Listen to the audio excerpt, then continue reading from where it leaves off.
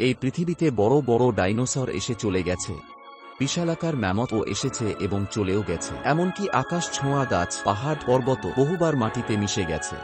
পৃথিবীর ছোট কীট হোক বা পৃথিবীর চেয়ে কোটি গুণ বড় গ্রহ বা নক্ষত্র, সবকিছুই একদিন ধ্বংস হয়ে যাবে। যা নির্মাণ হয়েছে তা ধ্বংস হওয়াও অনিবার্য। এই মহাবিশ্বের সবকিছুই পদার্থ দিয়ে তৈরি, আবারও পদার্থই তৈরি হবে। জন্ম ও বিনাশ প্রকৃতির নিয়ম, যা জড় ও জীব উভয়ের ক্ষেত্রেই প্রযোজ্য।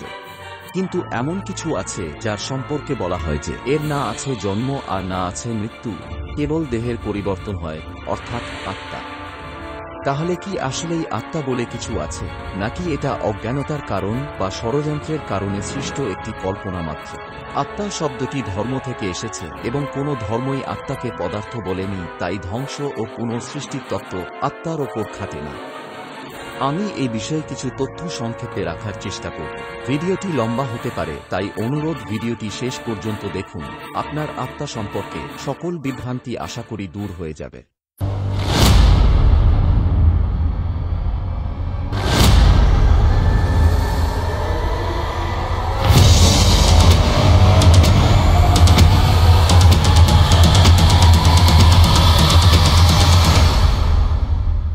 মানুষ যখন থেকে সামাজিক প্রাণীতে পরিণত হয়েছে এবং জীবনকে তার প্রকৃত মূল্য জানার পর উপভোগ করতে শিখেছে, তখন থেকেই সে এর থেকে বিচ্ছিন্ন হওয়ার ভয় পেতে শুরু করেছে। সে কখনো মরতে চায় না, তবুও সে মারা যায়। চিরকাল বেঁচে থাকার সব চেষ্টা করেও সে মৃত্যুকে এড়াতে পারেননি, তাই সে এক অন্য সমাধান খুঁজে পান, আত্মা ও পরমাত্মার কল্পনা। পৃথিবীর প্রায় সব ধর্মেই মৃত্যু পরবর্তী জীবন সম্পর্কে ধারণা দেওয়া রয়েছে, যাতে বলা হয়েছে মৃত্যুর পর আত্মা স্বর্গ, নরক বা জান্নাতে যাবে, নইলে সে পরের জন্ম পাবে। কেউ বলছে মৃত্যুর পর যমদূত এসে তার আত্মাকে নিয়ে যাবে, আর তখন কোনো চিত্রগুপ্ত তার কৃতকর্মের হিসাব খুলে ধর্মরাজকে জানাবে এবং তারপরে সিদ্ধান্ত হবে তিনি মেনকা, রম্ভা এবং উর্বশীর নাচ দেখতে পাবেন নাকি নরকে ফ্রাই হবেন।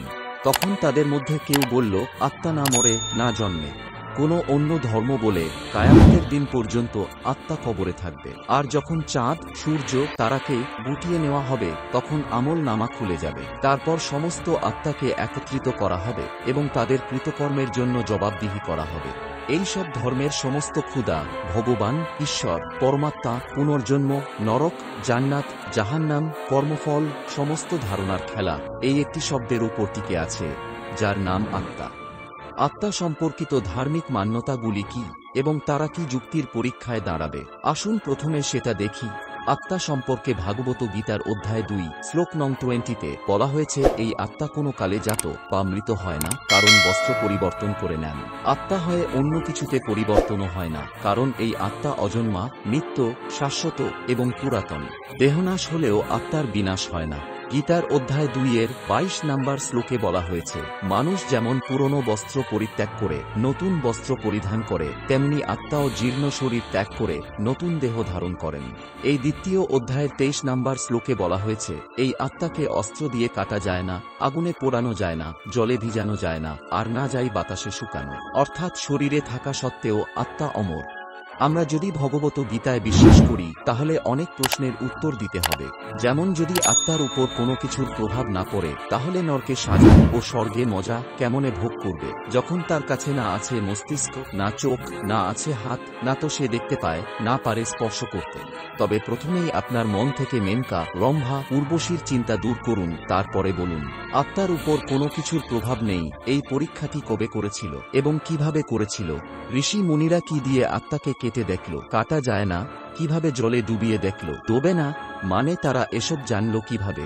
তারপর বলুন যে আত্মা যদি অজন্মা ও পুরাতন হয়, অর্থাৎ জন্ম নেয় না, তাহলে জনসংখ্যা এত বাড়ছে কেমন? আত্মা যখন জামা কাপড়ের মতোই শরীর পরিবর্তন করে, তখন নতুন আত্মা আসে কোথা থেকে? এই বিষয়ে অনেক উত্তর খুঁজলাম, কিন্তু সুনির্দিষ্ট কোনো উত্তর পেলাম না। তবে এক যুক্তিবাদীর হাস্যকর অযৌক্তিক লিপাপুতি আপনিও শুনুন। देखिए, इस बात को समझ लीजिए, बेशक इंसानों की पॉपुलेशन बढ़ रही है without any doubt, but at the same time क्या आप ये नहीं देख रहे हैं कि कितने सारे पेड़ काटे जा रहे हैं, कितनी सारी मछलियां, कितने सारे अन्य जानवर जो पहले कई कई गुना ज्यादा संख्या में हुआ करते थे, क्या उनकी संख्या में कमी नहीं आई है? ये एक चेंज ओवर हो रहा है। तो वो जो आत्माएं मरी, यानी कि माफ कीजिएगा शरीर जो मरे, पशु का शरीर मरा तो वो अपग्रेड होकर इंसान की योनि में आ गया, ये संभव है। আজ কত গাছপালা কাটা হচ্ছে, কত প্রাণীকে হত্যা করা হচ্ছে, তাদের আত্মা আজ মানুষ হয়ে জন্ম নিচ্ছে। এই লোকেরা তাদের দোকান বাঁচাতে যে কোনো কথা বলতে পারে।